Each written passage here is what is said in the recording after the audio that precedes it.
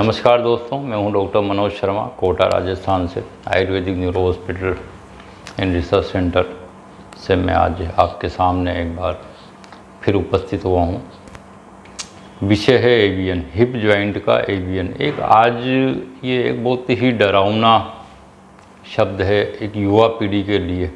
कई जो भी इस समस्या से ग्रसित व्यक्ति मेरे पास आते हैं, यंगस्टर आते हैं अधिकतर। कईयों के तो जॉब छूट गए हैं इसके कारण, कईयों के बिज़नेस में वो अच्छे से परफॉर्म नहीं कर पा रहे तो बिज़नेस उनके डाउन हो गए। तो ये आज युवा पीढ़ी के लिए एक अभिशाप बन के ये सामने आया है और समाधान के तौर पे हमें कुछ भी नहीं मिलता। सिर्फ यही है कि फर्स्ट सेकंड स्टेज है तो कोर डिकम्प्रेशन की सलाह दी जाती है। स्टेज ज़्यादा बढ़ जाती है तो फिर सीधा रिप्लेसमेंट, और रिप्लेसमेंट भी एक स्थायी समाधान नहीं है। कब तक वापस आपको एक निश्चित सीमा है उसकी, उस सीमा के बाद आपको पुनः रिप्लेसमेंट पे जाना पड़ेगा। तो कोशिश ये करनी चाहिए इसमें कि जहाँ तक हो सके रिप्लेसमेंट से बचा जाए। कई अल्टरनेटिव तरीके हैं इससे बचने के लिए, कई टेक्निक्स हैं, कई डॉक्टर्स आज बहुत अच्छा काम इसके ऊपर कर रहे हैं।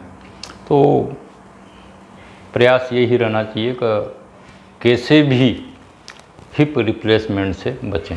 उसके लिए मेरी टेक्निक भी है आयुर्वेदिक न्यूरोथेरेपी, जो काफ़ी इसमें इफ़ेक्टिव साबित हुई है। आज तक कईयों की MRI भी हमने नॉर्मल लाया है। अभी भी कई पेशेंट मेरे पास चल रहे हैं, यहाँ तक कि MBBS डॉक्टर तक अभी मेरे पास ट्रीटमेंट करा रहे हैं इसके लिए, और उन लोगों को काफ़ी आराम में, काफ़ी सेटिस्फाइड हैं वो ट्रीटमेंट से। तो इन सब समस्याओं को देखते हुए मैं ध्यान अभी इस पे गया है, थोड़ी एक्सरसाइज वगैरह। तो मैंने अभी 2-3 वीडियो आपके सामने लाया हूँ एक्सरसाइज के। तो काफ़ी स्टडी करने के बाद उन एक्सरसाइज को मैंने डेवलप किया है और वो आपको मैं बता रहा हूँ। इसी प्रकार की एक और एक्सरसाइज में लेके आया हूँ। इसमें सबसे बड़ी जो समस्या लोगों के सामने है, हिप जॉइंट का जो नेक्रोसिस होता है, उसके जो मुख्य कारण है वो है हिप जॉइंट में सप्लाई बंद होना। बोल में जब हेड में सप्लाई बंद हो जाती है तो वो गलना, हड्डी गलना चालू हो जाती है, उसी को हम नेक्रोसिस कर देते हैं। यदि वहाँ सप्लाई वापस चालू कर दी जाए तो वापस से वो बोन जो है रीजनरेट हो जाती है।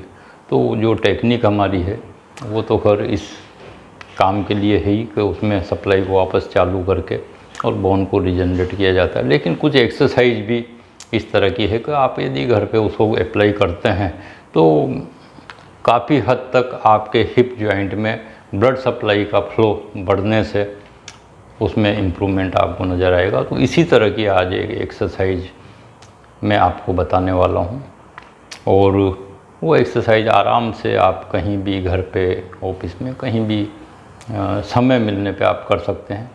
कभी भी थकान हो जाए, कभी आपको पेन हो रहा है, कहीं बहुत ज़्यादा सीढ़ी चढ़ने के बाद स्ट्रेस आ गया, तनाव आ गया, कोई बात हो जाती है, तो आप इस एक्सरसाइज को यदि करते हैं थोड़ी देर के लिए तो आपको लगेगा हाँ, इससे वाकई में बहुत ज़्यादा आराम हमें मिला है। आपका दर्द कम हो जाएगा, आपका जो स्ट्रेस है वो कम हो जाएगा, हिप जॉइंट का जो तनाव है वो कम हो जाएगा। तो इस तरह की एक्सरसाइज बहुत ही इम्पोर्टेंट एक्सरसाइज है, बहुत अच्छी एक्सरसाइज है। आप इसको ज़रूर फॉलो करें। तो दोस्तों, हिप जॉइंट में ब्लड के फ्लो को बढ़ाने के लिए जो एक्सरसाइज की हम बात कर रहे थे वो अब आपको बिल्कुल प्रत्यक्ष देखने को मिल रहा है ना। सबसे पहले इसके लिए आपको सीधा लेटना है। सीधा लेटने के बाद ये 3 स्टेज में होगी एक्सरसाइज, है ना। तो पहली स्टेज इसकी अपन स्टार्ट करते हैं, है ना। सीधा लेटने के बाद पैरों की तरफ थोड़ा सा पिलो का एक सपोर्ट लेके पैर पर करो, ये इस तरीके से रख के, और पैरों को इसके ऊपर आराम से रख दो। ये लगभग 30 डिग्री एंगल पे हमें पहला स्टेप लेना है। इस कंडीशन में हमें लगभग 5 से 10 मिनट, जितना आपको मन करे उतनी देर आप रुक सकते हो। 5 मिनट कम से कम आपको इसमें रहना है।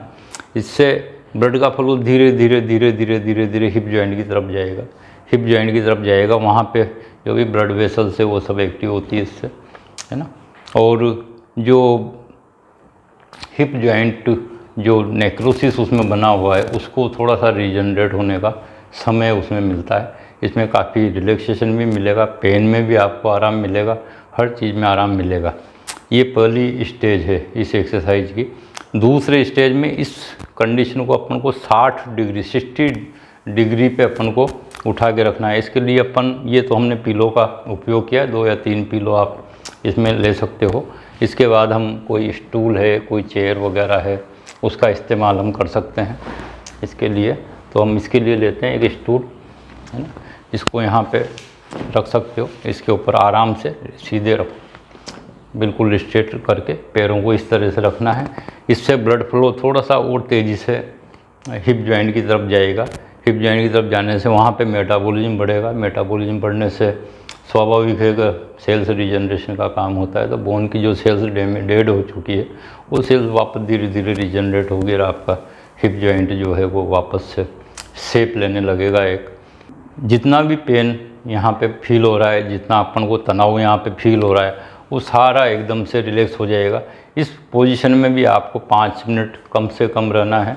आप इसमें ज़्यादा भी रहोगे तो कोई दिक्कत नहीं, जितना अपन इसमें अच्छा फील हो, जब तक अच्छा फील करते रहें तब तक आप इस पोजीशन को लेके रख सकते हैं। इससे आपको काफ़ी आराम मिलेगा। जितना ज़्यादा देर आप रहोगे उतना ज़्यादा आपके हिप को हील होने का समय मिलेगा। इससे आपकी हिप की हीलिंग पावर बढ़ेगी। हीलिंग पावर बढ़ने से वापस से बोन आपकी मजबूत होगी। जो भी वहाँ डैमेज हुआ है नेक्रोसिस के कारण वो वापस से हील होगा। और इसकी जो तीसरी स्टेज हम लेंगे, तीसरी स्टेज भी बिल्कुल 90 डिग्री पे हम कर देंगे वो। तो दोस्तों एक्सरसाइज की जो तीसरी स्टेज है उसमें हम इस तरीके से दीवार के बिल्कुल सहारे से दोनों पैरों को स्ट्रेट खड़ा कर देंगे। ये करने से ब्लड का जो फ्लो हम की तरफ धीरे धीरे बढ़ा रहे थे, 30 डिग्री पे हमने लिया, फिर 60 डिग्री पे लिया, अब ये 90 डिग्री पे बिल्कुल हमने ये पोजीशन लिए। इससे क्या होगा, पूरा जो पैरों का जो ब्लड है वो पूरा हिप जॉइंट पे सीधा इफेक्ट डालेगा और प्रेशर से वहाँ पे जाएगा।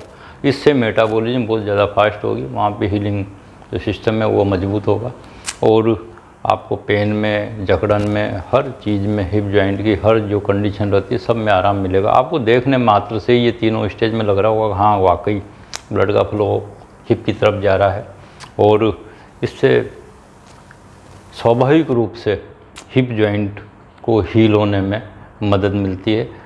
यदि इस तरीके से जो तीनों स्टेप बताई यदि नहीं कर सकते हो तो कोई भी व्यक्ति सपोर्ट लेके पहले अपने हाथ पे जैसे 30 डिग्री पे उसको पैर को रख सकते हैं। लेकिन उसमें क्या होता है कि ज़्यादा देर अपन खड़े नहीं हो पाते, इसलिए किसी चीज़ का सहारा लेना ज़्यादा ठीक रहता है। उसमें क्या पूरा वेट भी अपन डाल सकते हैं।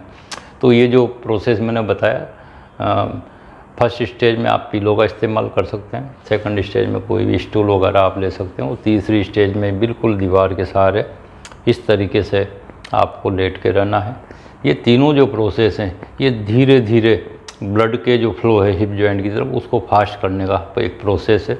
उसके कारण हिप जॉइंट में जो एवोवेस्कुलर नेक्रोसिस जो हो जाता है, जो आज एक बहुत बड़ी समस्या के रूप में सबके सामने है, तो उसको हील होने में काफ़ी मदद मिलती है। इसके अलावा भी और भी मैंने कई एक्सरसाइज आपको बताई है, सीधा लटकने की, उल्टा लटकने के लिए, और भी मैंने 2-3 एक्सरसाइज अभी बताई है।